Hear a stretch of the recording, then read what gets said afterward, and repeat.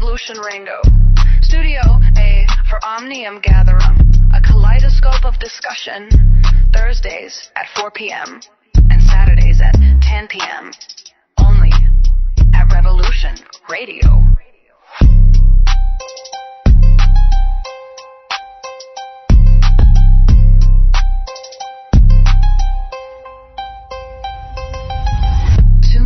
To Revolution Radio, Studio A for Omnium Gatherum, a kaleidoscope of discussion, Thursdays at 4 p.m. and Saturdays at 10 p.m.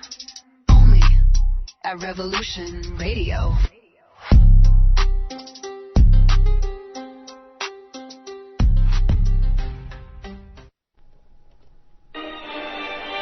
Welcome to Coffee Rants with Dan. I am the spiritual anarchist, Dan Arnold, your host. Tune in for what's really happening every Thursday. That's Thursday at 9 a.m. in Studio A on Revolution Radio.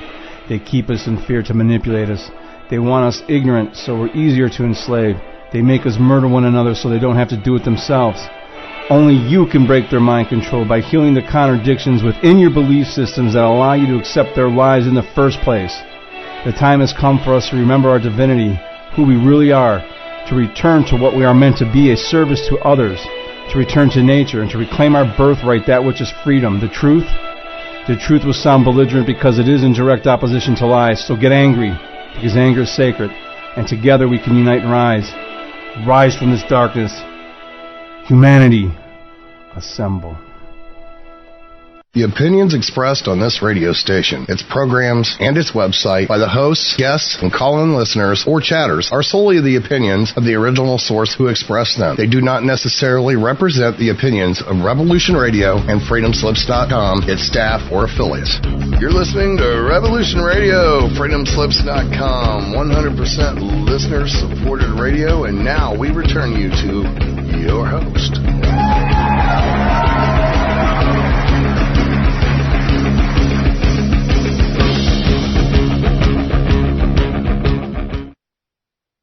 Hello and welcome to Plato's Cave, coming to you from Australia, the land down under, for Revolution Radio on revolution.radio. That's right, and I'm here by myself today, just mecci, as Dave is at Bathurst, which is a race with cars going around in circles.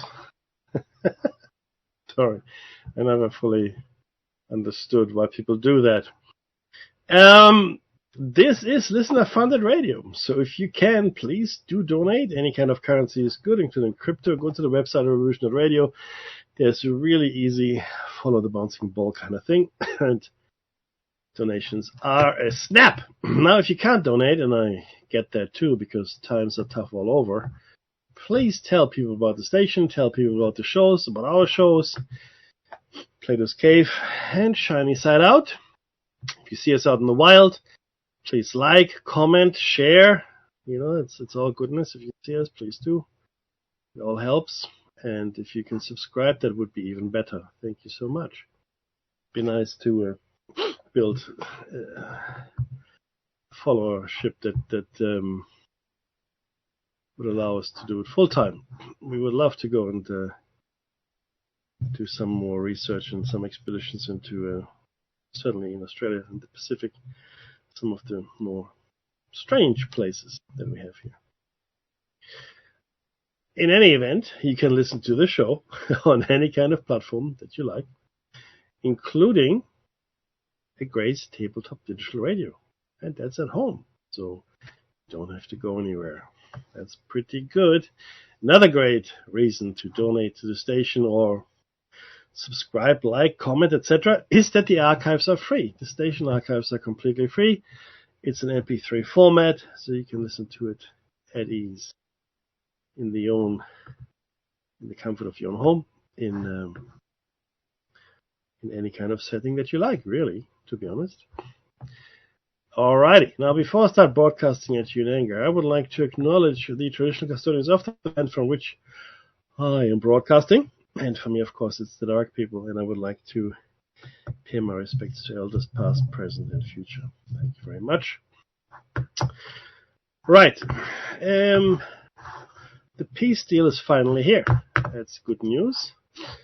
Need to see if it holds. Hopefully it will. Chances are Israel got everything they wanted, and Hamas may have gotten something as well.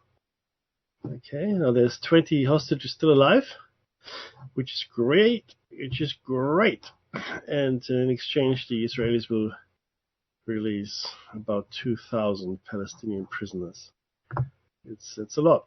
To be honest, it's quite a bit. Also 400 trucks will be allowed through into Gaza, which is again great news. I think it's awesome. And once that's happened, okay, the Israeli troop withdrawal would take about 24 hours, they say. So we'll see. And it should be interesting. Once that's complete, Hamas will have 72 hours to release the hostages. And then, then we'll go, I guess. Maybe that'll be it.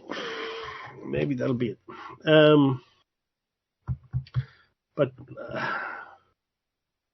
am I confident that this will hold?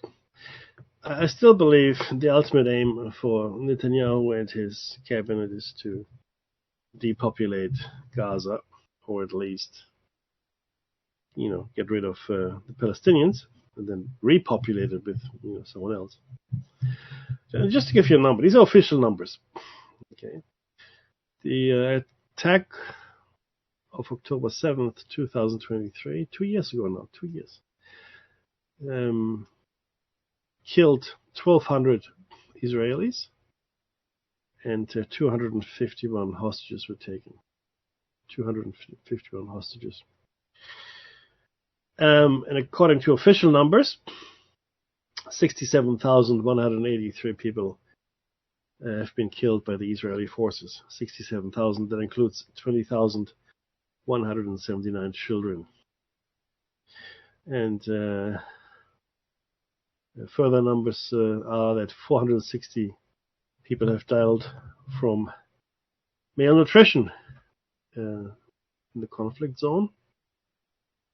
But those are the official numbers, and I'm still maintaining we'll be looking at numbers north of 200,000 killed. But again, the less the better. I hope I'm wrong. And I do hope that this peace holds. I really do.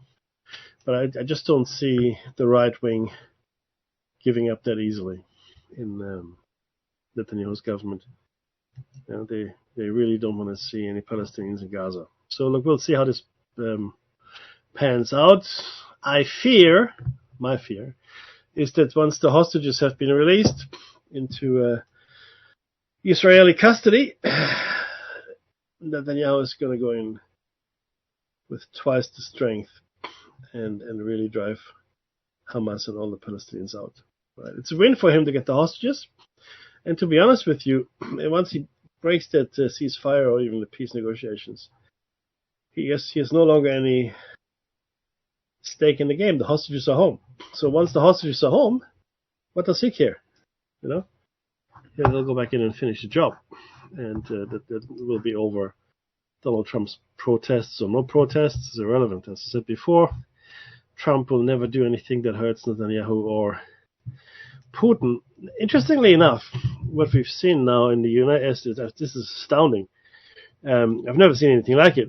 When Pam Bondi, when Pam Bondi was in front of the, thank you, sir.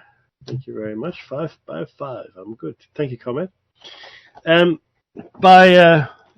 was in front of the Senate Oversight Committee. So essentially, this is an oversight committee that is responsible for the oversight of the Department of Justice, right? So it's like your boss. Your boss comes and wants to see your work. That's pretty much what it is. And she answered no questions, and she was very belligerent. I thought that was a little strange. I mean, it's okay not to want to answer questions or be evasive. We've seen this before. But she was very, very aggressive. And I find this interesting. In fact, the aggression has stepped up significantly in the Trump administration. Right? Before it was sort of halted a little, and but now the aggression is right out there. And a lot of things are happening that are very odd indeed, like the swear, or the failure to swear in Democrat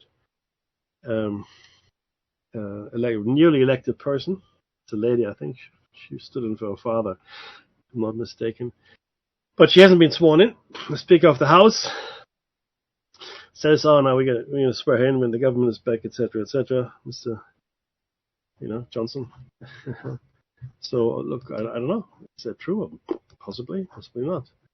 I'm just I'm really astounded at the level of aggression that's being shown here, especially by Pam Bondi. It's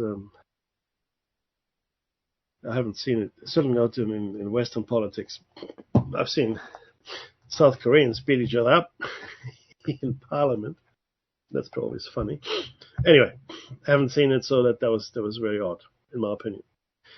But I don't really want to spend any more time on America. As I told everybody what I thought about it on Tuesday. You know where I stand.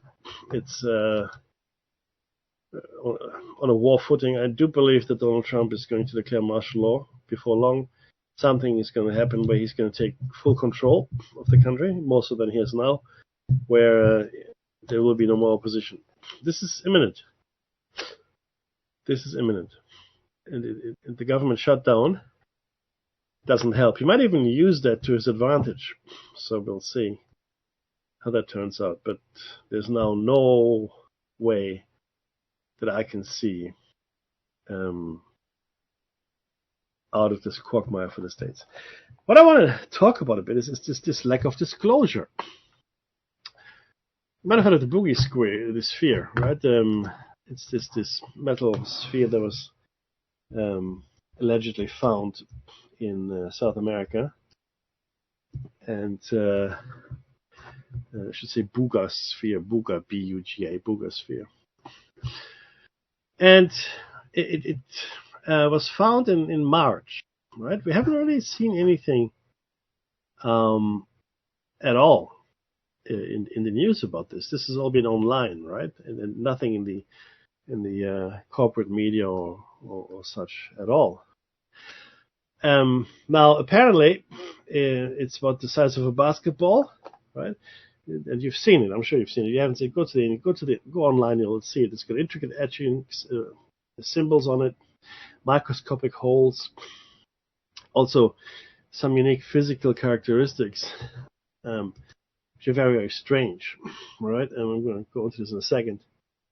And some sources suggest it displays unusual electromagnetic responses and potential reactions to Sanskrit mantras, which is interesting. Sanskrit being a dead language, I guess, but of course being the source language for a number of modern languages, not least German and Hindi. So apparently, the sphere is perfectly smooth, but has many cryptic symbols and etchings that don't match any language that we know, and also has no manufacturing marks, which is probably the more interesting thing here.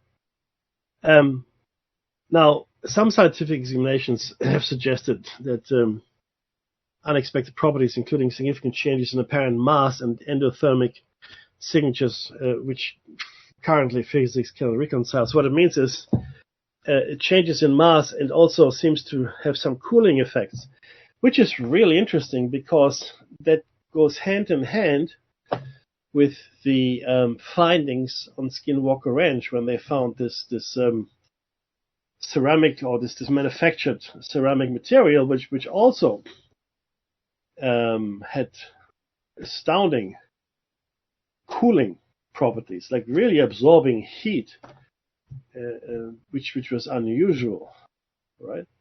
And when not just the material itself, but maybe it's the material that they were drilling into. But when they were drilling into the mesa on the Skinwalker Ranch, and please forgive me if you're not familiar with it, I speak of it often, and that's because I'm an avid follower of what's going on there. So, but they're drilling into this mesa essentially, and they've had all kinds of troubles doing that. They've now succeeded to go into two parallel tracks, just on the side of the alleged or suspected object, and they put a drill in, and the drill was fused. It had been fused or welded together. So the heat it generated was so intense that it welded the drill head to the rod. I'm not familiar with drilling equipment, so forgive me if I'm using the wrong terminology, but it didn't generate any heat. Now, that's odd. Now, there were sensors there to detect the temperature, but even though it was fused, and when metal is fused or heated to a certain, when metal is heated to a certain temperature and it fuses, then you should be able to detect that heat, right? Except, of course, they didn't detect that heat. And nonetheless, it was still fuse welded, I think they called it. It was essentially fused. And only heat could really do that. So whatever material they hit must have had amazing heat-absorbing properties, which, of course, would go hand in hand with ablative kind of tiling, such as you find on space shuttles as you re-enter the atmosphere. Because as you re-enter the atmosphere, you create a lot of friction. And that friction, unless you've got heat absorbing or heat resistant material, you will burn up in the atmosphere, which is what you see happening to many a meteor as it comes through. Asteroids, and then they burn up as they hit the atmosphere because of the heat that the meteoroids generate as they hit the not empty atmosphere. The atmosphere is fairly dense, and that causes friction, of course. Now, some theories propose, this is about the boogosphere again, that it's an advanced technological device. I think that's fair. And possibly a communications device, possibly even at a galactic scale. Now, a lot of people went down to look at the boogosphere, including our friend. I'll tell you what our friend is called as soon as I get to my page. There we are. No, that's not it. Subtitles, that's not what I want. That's what I want. There we are. Yeah, a lot of people went down to actually examine the sphere and take a good look at it. And here we are, and it was Mr. which I found interesting that he went down, to be honest. And of course, I can't find him now. The name has escaped me, which is not ideal. All subscriptions, yes, that's what I want. I want all subscriptions, please, so I can get to them. Dr. Stephen Greer, there we go, stupid. He went down to look at it, right, as well, which is interesting in my book. A few other people as well. But yeah, it's certainly a very strange kind of thing, this sphere. And it seems to react to Sanskrit mantras, right? But again, this hasn't been tested scientifically. But there's some videos out there that seem to suggest that. Now, the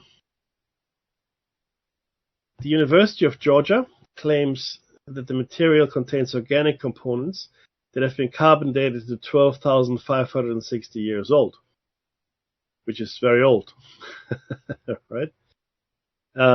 Which is sort of in line with the Younger Dryas. So is this sphere a survivor of the ancient civilization that existed then around the equator? Now, the claim that Sanskrit seems to elicit responses would point that way.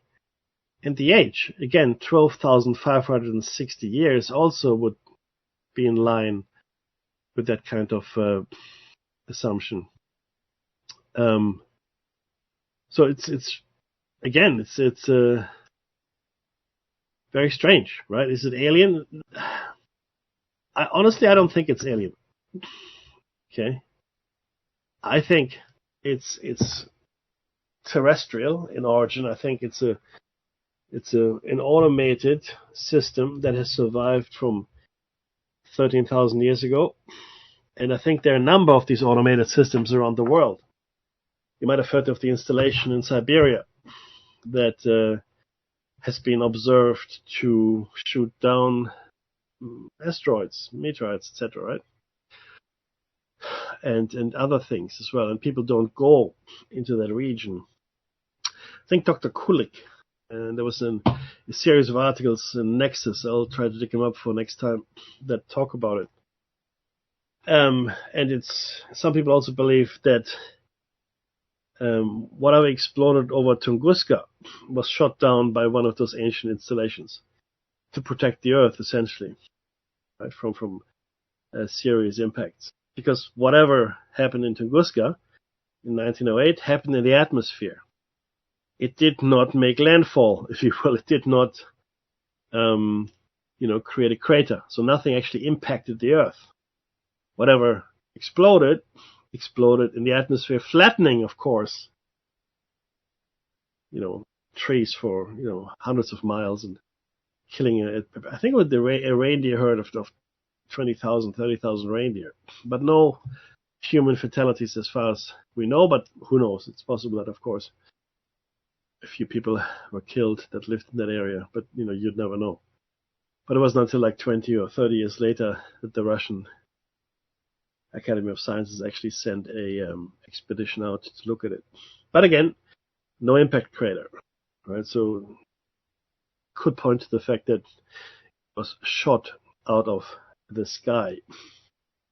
A similar installation is also meant to exist in what has been termed the Bermuda Triangle and malfunctions on a regular basis, thus leading to the disappearance, maybe destruction of ships, planes, and obviously people associated with it as well. So there are a number of installations, in my opinion, around the world that hail back to that time, 13, 14, 15, 20,000 years ago, right?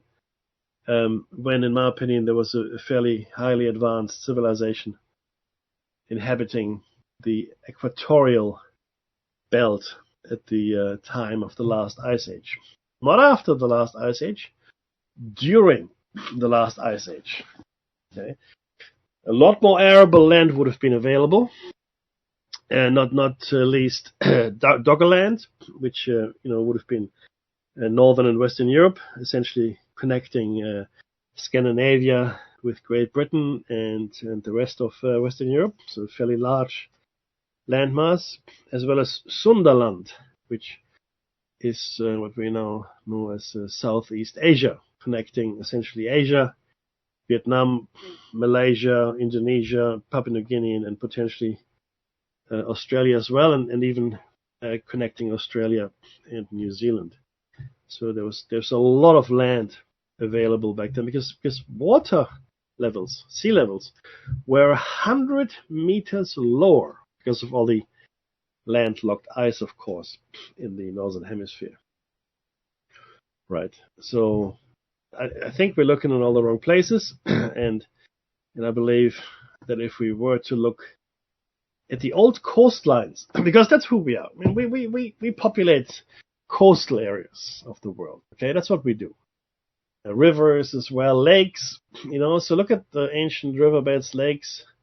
Look at the ancient coastlines, and you will find a treasure trove of archaeological evidence. In fact, in Doggerland, people that fish in that area regularly dredge up all manner of archaeological finds.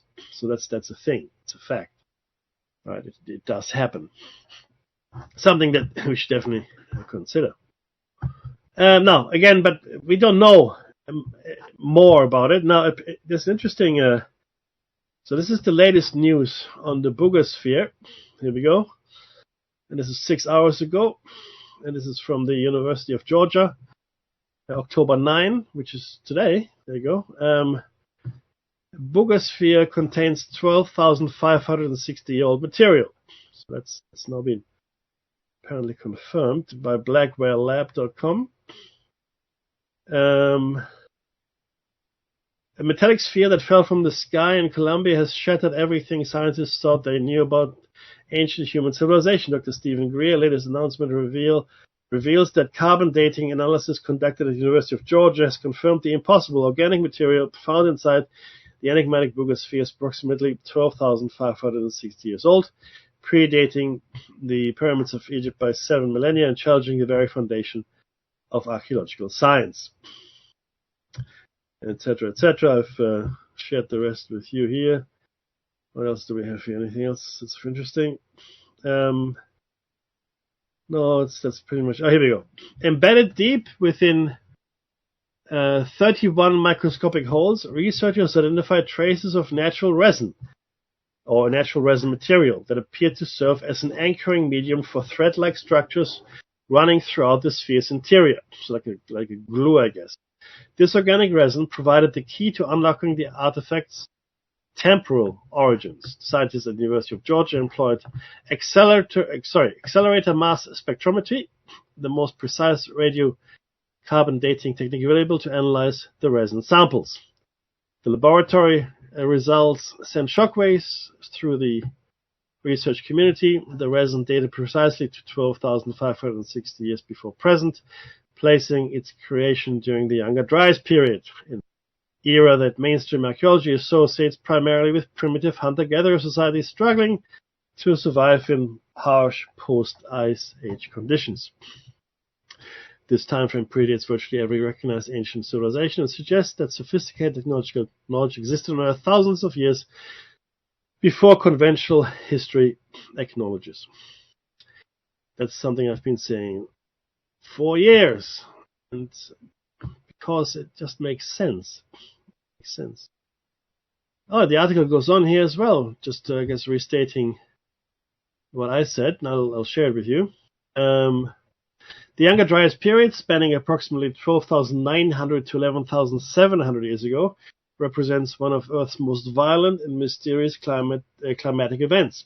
Geological evidence reveals sudden temperature drops of up to 15 degrees Celsius, massive extinctions, including North American megafauna like mammoth, the big sloth, if you will, as well, and widespread environmental devastation that reshaped entire ecosystems. Recent scientific research increasingly supports theories that comet or asteroid impacts triggered this cataclysm, potentially destroying advanced civilizations whose existence mainstream archaeology refuses to acknowledge. That's correct. That's what I believe as well. Okay. Of course, the extraordinary claims naturally invite intense scrutiny. Critics question potential contamination of resin samples, dating accuracy, and whether natural processes could explain the sphere's features without requiring lost civilizations. I've seen the sphere, don't think so. Some skeptics suggest the fiber-like structures might be crystalline formations rather than engineered components. Dr. Greer's team maintains rigorous protocols were followed throughout the analysis. The University of Georgia's internationally recognized radiocarbon dating laboratory employed multiple verification techniques. The research team has called for independent analysis by additional laboratories and comprehensive multidisciplinary investigation to confirm or refute their findings. Okay. Now, of course, this is not anywhere in the mainstream media. And you might ask rightfully why. Sorry, I'm suffering from allergies. Hay fever is really bad for me in spring, so I do apologize if I sound sniffly and nasally, but there's nothing I can do, so I'm going to just hit the cough button here for a second.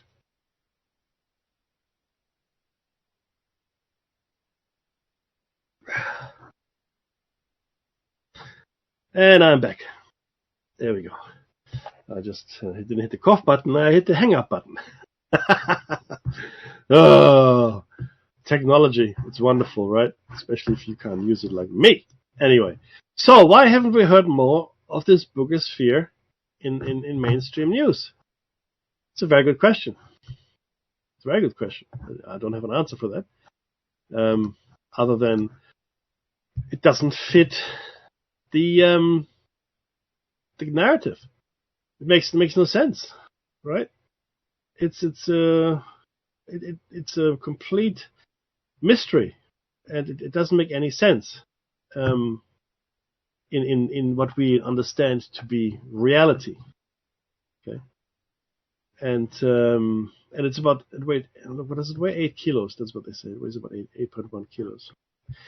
Oh, sorry, sorry, I lied to you. What it says here, the boogosphere is a physical artifact whose constellation of observed properties, a drastic 8.1 kilogram apparent mass change, non-ejective propulsion. Oh, this is good. Let me see. This is a paper. Independent researcher, July 2, 2025.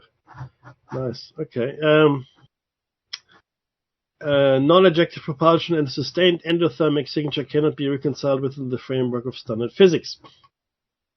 Well, yeah, that makes good sense. It can't, and that's the reason you haven't heard of it in mainstream media. It doesn't make any sense. But if you look at the sphere, it really looks interesting, and some of it looks like circuitry on top of the sphere. I mean, other things are clearly etchings of some kind of symbols or maybe even linguistic symbols. I wouldn't dare to say this is linguistic, or it could be mathematical or scientific script, as far as I know. I don't know.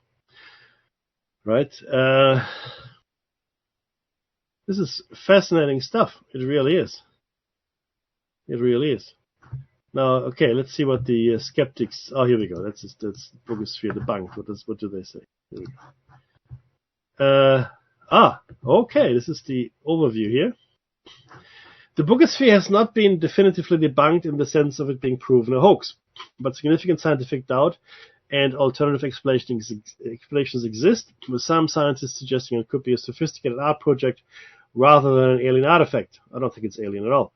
Claims of its alien origin are based on its seamless construction and alleged reactions to Sanskrit chants, but these are not scientifically confirmed, and no official verified information support its extraterrestrial nature. I'm saying it's not extraterrestrial, but in fact, if it reacts to Sanskrit chants, I think that puts paid to the idea that it's alien. I mean, why would it react to Sanskrit chants if it is alien? It makes no sense at all. Okay? So, now, there's some really interesting properties that are pointed out here, which is interesting. Proponents point to its seamless, high-density structure and the presence of internal microspheres revealed by X-rays as evidence of non-human technology. No, not of non-human. Of technology that we are not familiar with. I think it's all too human. Ancient human, but human nonetheless. Okay. And the material, of course, is as I said, it's 12,560 years old, they say. And yeah, I think we should not label as. See, this is the problem that we've always had. People just categorize something, put it in a box, and then it's easy to debunk.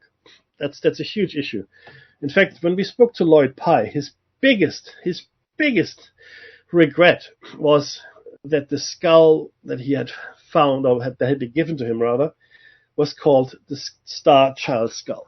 That was his biggest regret, because he didn't say it was alien. He never said it was alien. Right? It was unusual. The skull was a lot thinner than regular human skulls. It contained fibrous structures that seemed to reinforce it. But even though it was thinner, it was a lot stronger and harder than human bone normally is. In fact, it resembled tooth enamel more than anything else, right? And so the anchor points for the jaw were different. I mean, the skull was just morphologically wrong. Not diseased wrong, just not as we understand normal human skulls to be. But that doesn't mean it was alien. Okay? And he hated the idea that people would just dub it the Star Child skull. He'd never said it, and he tried his best to counteract, those kinds of speculations. Then unfortunately he passed away, and now the skull is sitting with some unassociated group. And I had some correspondence with Mr. Pye's wife, where she told me that the Pye family no longer has anything to do with the Star Child skull or research. And we haven't heard anything since. It's probably gathering dust in some kind of box in a large warehouse that we're all too familiar with from Indiana Jones, I'm sure. Okay. Now, is the Boogosphere authentic? I don't know. Maybe. I don't think it's an alien artifact. Okay, and again, the key reason why I don't think it's an alien artifact is because it reacts to or it seems to react to sense grid chance. If it does that, it makes absolutely no sense for it to be an alien artifact. It is an artifact that was created, who knows, it looks like at least 12,500 years ago with the resin there. And it might be the last of its kind that was created. Maybe there are much older ones. And like I said, there seem to be a lot of mysterious installations all around the planet. And you know what? Maybe the largest installation there is the moon. Maybe that's the largest of all the installations that protect the Earth, right? And you go, why? What would you protect? Well, the thing is this, okay? And I want you to think about this for a second. The one thing that could wipe us out, really, I mean, apart from ourselves, and some kind of virus that escapes from Wuhan, is an impact from outer space. If our civilization had achieved sufficient technological know-how to stop that, then we would have by now, right? But we haven't yet, but we will at some point if we live long enough, right? Right? So it makes sense that if you bear with me for a second, if we take as read that Homo sapiens sapiens is at least 1 million years old, so the way we are, we've been around for at least 1 million years.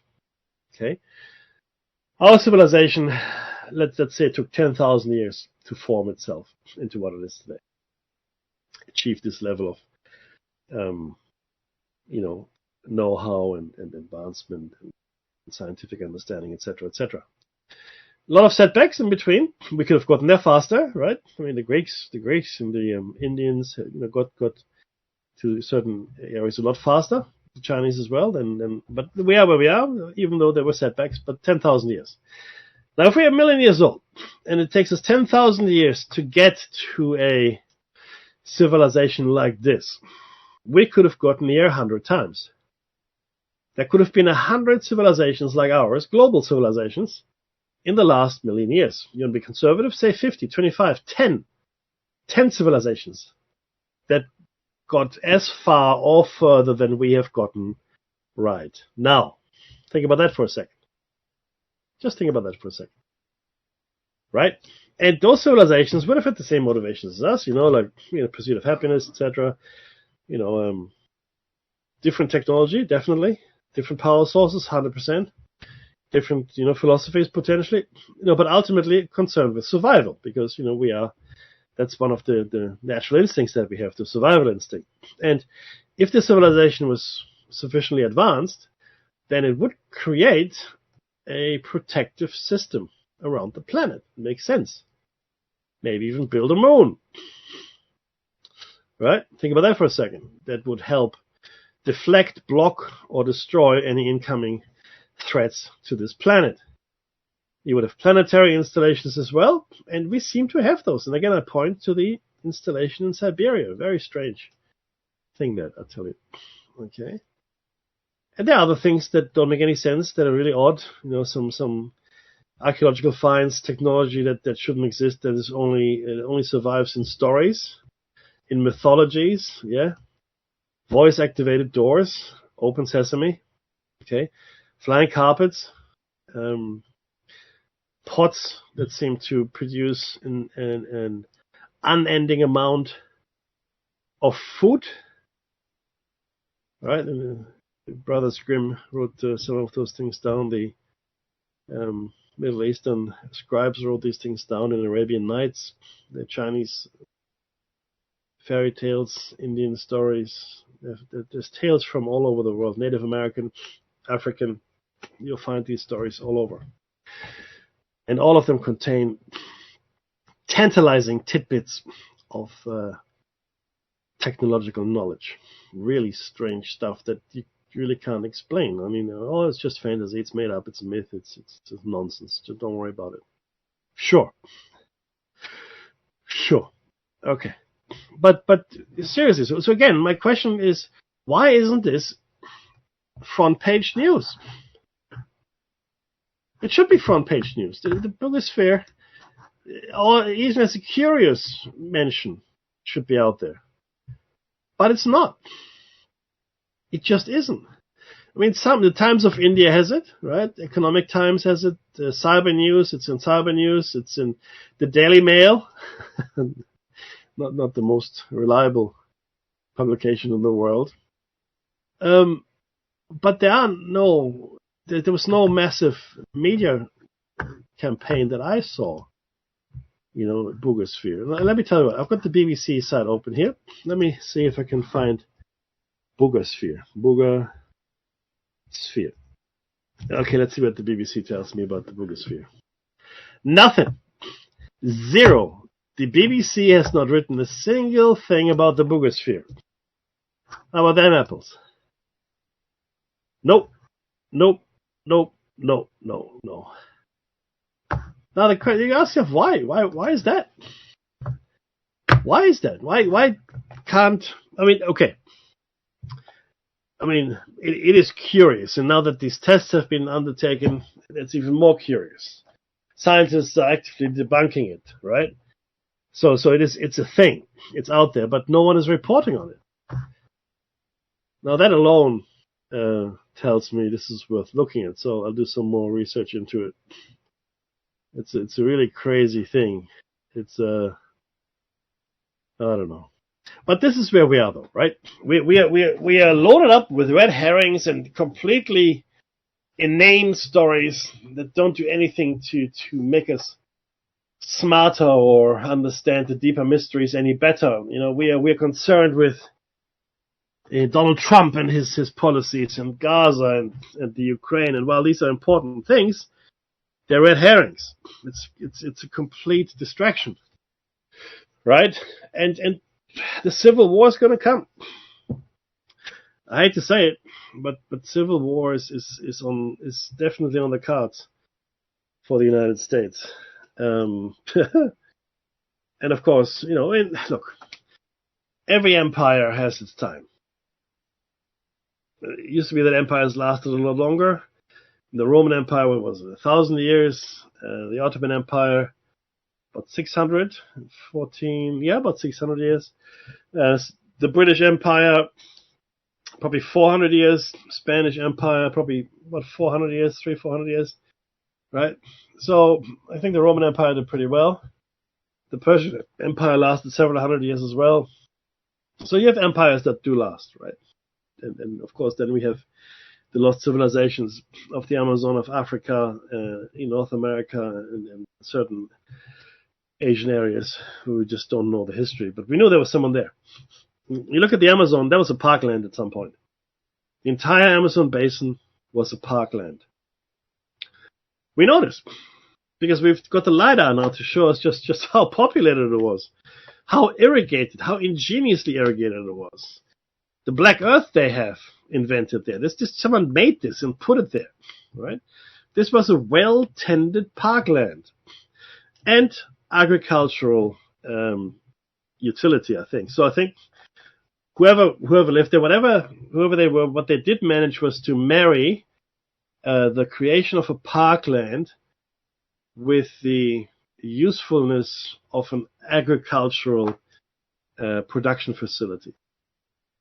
So I think the irrigation and the way they lived in harmony with nature, I guess, allowed them to build fairly large settlements over vast tracts of land with irrigation that spanned the entire Amazon and turned all of the Amazon into a working parkland that provided food and water and shelter, etc., for a fairly large population. And we know nothing of that civilization. Zero. We only see what they did, like the Black Earth, ayahuasca, the psychedelic substance that is an extremely complex chemical compound that you don't just come across. You don't just find it, right? So we know there must have been a lot of research that went into that. The irrigation, the earthworks, the settlements, all of that would have taken a lot of organization, and it would have been done over time. But we know nothing about these people. I mean, that should bother us. It should really bother us, right?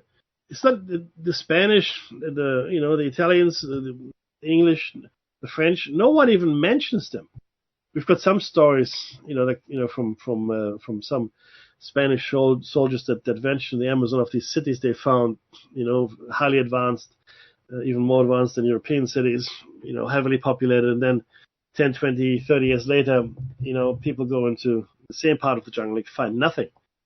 Now, the jungle reclaims things very quickly, so I'm not surprised that people didn't find anything, especially if, for some reason, these cities became depopulated fairly quickly. And maybe it was the disease that the soldiers brought, right? Not deliberately, but inadvertently. So it's a really interesting subject to look into, because we do know there was a massive population, right? And we do know that these earthworks and settlements are real, because LiDAR has shown it to us. It's fascinating. I do want archaeologists to focus more on the ancient coastlines, on the ancient riverbeds, on the ancient lake beds, or the coast, the shores of the lakes, I should say. Not where we are today. Today is useless. Today doesn't help us at all. Where was this coastal line 15, 20,000 years ago? Which path did this river take 20,000 years ago? 30,000 years ago? Whatever. That's what we need to look at. And that's where you will find the stuff, right? That is out there. I mean, the scientists are now saying, I shared this on Shiny Side Out. Scientists said, I can't remember the name, but it's part of the show notes for the hypothesis. So if you want to listen to that, you can. But anyway, this person said, scientist and anthropologist, that I wouldn't be surprised if there was a million-year-old. I wouldn't be surprised if there were many more million-year-old Homo sapien fossils out there. We just haven't found them yet. Yeah. We just haven't found them yet. And that's really the kicker here. People think fossils are everywhere. Fossils are not everywhere. It's really hard for a fossil to form, especially on land. 99% of all fossils are marine fossils, right? Because the sedimentation and then the way that like a dead fish or dead dinosaur falls to the bottom of a body of water. And the way sedimentation works, it's easier for a fossil to form in the water, right? Especially if it sinks into the silt, rather than on land, where on land, of course, it's exposed to the elements, the carcass, predators or other creatures come and start eating the carcass, drag away the bones, scatter it. Then it's again exposed to the elements, sun, rain, hail. It scatters the bones, it dries the bones. Eventually, it destroys the bones. So you don't get any good fossil on land. It's just, unfortunately how it is. The best stuff is that we find is either in coming out of permafrost, like Götzi, or Ötzi rather. It was Ötzi, wasn't it? Yeah.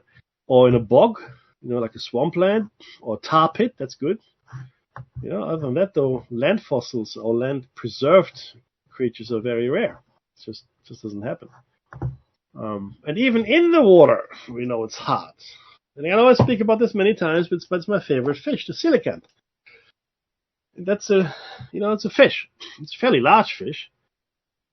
Primitive fish. Lived at the same time, we believe, as the dinosaurs, 65 million years ago. And then we believed there was, it went the way of the dinosaur 65 million years ago. except of course it didn't.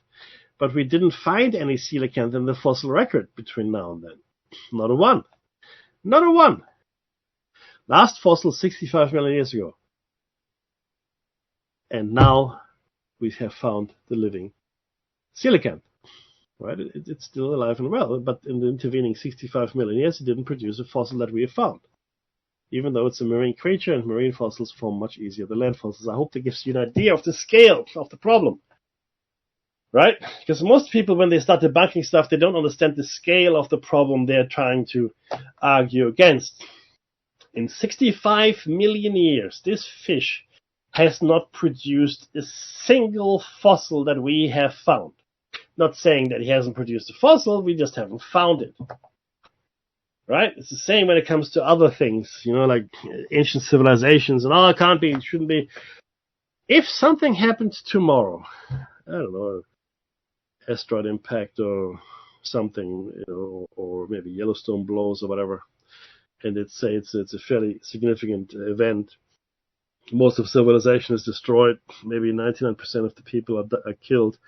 Not outright, but in the winters that follow, because the atmosphere would be, full of crud, so it'd block out the sun. Plants would die. Eventually, humans would be reduced to just subsistence level existence, and everything that we know and are is gone. In 10,000 years, if you're lucky, you'll have some stories of our time. If you're lucky. Most of the stuff that we built would be gone. You know what would still be here? Unless it was directly hit. All the ancient monolithic stone monuments, they would still be here. Pyramids, the platform of the Jupiter temple in Baalbek, the Inca walls, right? That would still be here. But our stuff, because we built in glass and concrete and wood and steel, that'd be gone. All of that would be gone. Very, very few things would remain of our civilization. Very few things. Right? The Great Wall of China would probably remain, or parts of it anyway, right? People would go like we do today. Wow, look at this. Why did you build that? Right? But this is the thing, right? People don't understand the scale of things and how quickly things disappear. The jungle reclaims things very fast. Once you come out of the nuclear winter after 10, 20 years, even 100 years, and the seeds, start sprouting again, and the climate becomes more hospitable to life again. Animals would have survived, plants would have survived, life didn't stop, right? Humans would be few and far between, if any, and civilization would just be not even the ghost of a memory. And that's where we are today. We have ghosts of memories of ancient civilizations, but we're too stubborn to acknowledge that. No, we are the pinnacle of evolution. We are the pinnacle of civilization. Look at us. We are so great. No. There's nothing new under the sun. Someone wise said once. Nothing new under the sun. It's all been done before, right? And only in the West do we seem to have that issue of accepting it. Okay? Only in the West. Very strange. I think I've got a few more minutes to go here, so that's good. Let's see this. So music hasn't started. That's excellent. So yeah, I want you to think about that. And the boogosphere could very well be a remnant of an automated system that existed 12, 13, 14, 15,000 years ago, 20,000 years ago, right? Because we see these things, we see crop circles. It could be a boogosphere that creates them. You see these lights, that we've caught it twice now that I've seen, 2 videos, where a light appears, like a spherical light, and the crop circle forms. What is that? How? What? Why? Extraterrestrial? No, I don't think so. Makes no sense. Extraterrestrial. Why come all this way and then cryptically, communicate with us through crop circles? It's a complete nonsense. It's a terrestrial phenomenon that we don't fully understand. And in fact, it might be part of an automated system that is still running, that has no purpose anymore. Right? it might be doing things that are meaningful 15,000 years ago, when it was around as something. Maybe it was just for entertainment. Who knows? But it doesn't make any sense anymore because while the automation is still on, the message it carries, the intent it had, is no longer recognized by us. Okay, the cultural rift between us and the civilization of 15,000 years ago is too wide. Too much has happened. They might have thought differently. They had different capabilities. Clearly, they had different capabilities than we did. If you look at these massive stone monuments, for crying out loud, right? And the Boogosphere might very well be, like I said, a surviving remnant of that civilization. And I think there are many surviving remnants, right? Because a lot of the stuff that we see in the UFO world makes no sense at all, right? Continued cattle mutilation. To what end? It looks like an automated process, right, that just seems to happen for no reason other than it was, programmed to happen. So I think there might be this whole machine or machinery or system in place still, maybe in the bowels of the earth or on the bottom of the ocean, which runs automated programs, which make no sense anymore. But they're still running, even though all the people that were in charge of it or asked for it to be run are no longer there. It's just a self-perpetuating kind of thing. Because none of these things make any sense. Okay? Cattle mutilations, least of all. Crop circles. No, make no sense whatsoever. What extraterrestrial entity would choose to communicate with us through, signs or pictograms in a serial field? Makes no sense. It's nonsense. You have to look at the logical explanations first, right? I mean, what makes sense? Look, I'm not saying I'm right. All I'm saying is I have a real hard time accepting the official or semi-official explanations. And we know it's not a hoax. And that's the music. Thank you so much for spending an hour with me in Plato's cave. I hope you haven't been too cold. Do whatever you like to do now, but don't go anywhere. Something else is going to come up on the station that's going to be awesome. So if you can donate, please do. Any kind of currency is good. And if you see us out in the wild, please like, subscribe, comment, share, and most of all, be safe.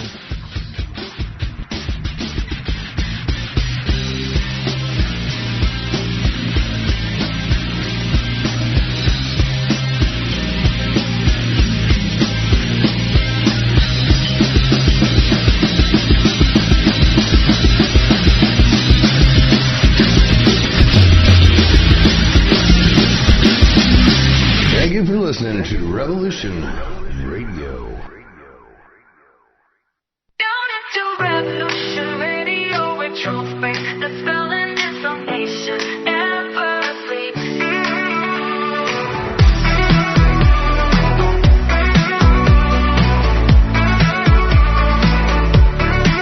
Tune to Revolution Radio where truth breaks the spell and information never sleeps.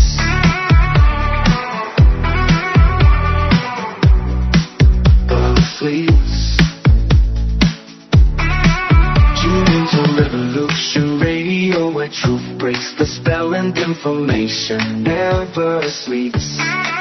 Never sleeps. Never sleeps. Tune into Revolution Radio where truth breaks the spell and information never sleeps.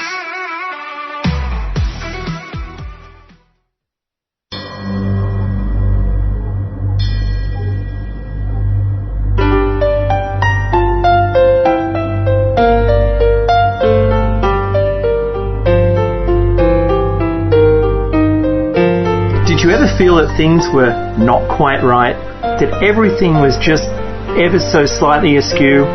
Do you have, to paraphrase Morpheus, a splinter in your mind?